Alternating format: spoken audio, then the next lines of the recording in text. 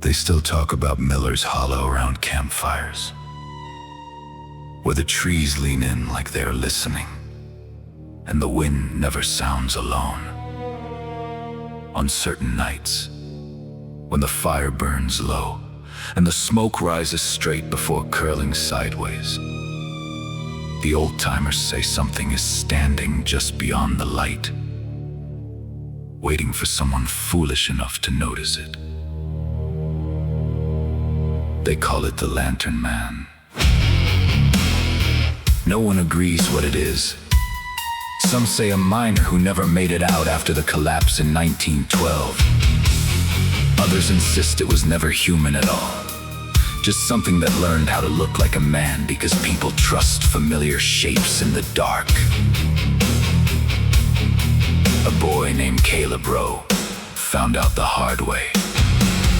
Caleb was 15, stubborn, always laughing at warnings. Ghost stories were just stories to him. So when the older kids dared him to walk the service trail past midnight and ring the bell at Hollow Ridge, he said he would do it twice just to prove them wrong. The bell was supposed to be gone, burned, lost, or taken down years ago after the ranger station fire. But Caleb found it anyway, hanging from a blackened beam that should not have survived the flames.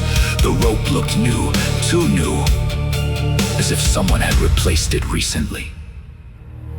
He rang it once. The sound did not echo. It stopped immediately, like something caught it in midair and swallowed it whole. Caleb felt it then, though he could not explain why the forest felt closer when he turned away. Not physically closer, but aware of him. On the walk back, he saw the light. At first it was distant, a small orange glow between the trees. He thought it was a lantern carried by a ranger, but every time he blinked, it was closer. Not walking, not moving in any normal way, just appearing nearer like the space between them was being removed. Then he saw the figure holding it. Too tall, too still. The lantern swung slightly, but the light inside had never touched the face of what carried it. There were features there, maybe, but the glow refused to reveal them. A voice came, though no mouth moved. It came from the trees, the ground, even inside his thoughts. Why did you ring it? Caleb ran. No matter how fast he went, the lantern stayed the same distance behind him. Never closer, never farther, just there, matching him step for step through erased space. When he reached the campfire, he collapsed, gasping, believing he was safe. That was when the others noticed his shadow. It lagged behind him. Not slightly, not like a trick of the light. It moved a full second late, like it was thinking before it followed. Then it stopped moving at all. The next morning, Caleb Rowe was gone. All that remained was the bell rope, neatly coiled in a sleeping bag as if it had never been cut from anything. Now, people say the Lantern Man still walks Hollow Ridge, and if you listen closely when the fire dies down, you can sometimes hear a bell ring once in the trees, right before the footsteps begin again behind you. They say the forest changes after that first bell trails.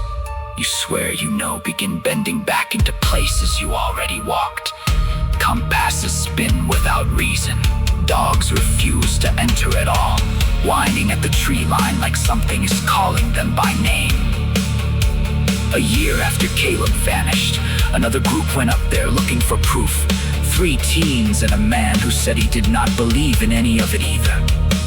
They brought flashlights, rope, and confidence.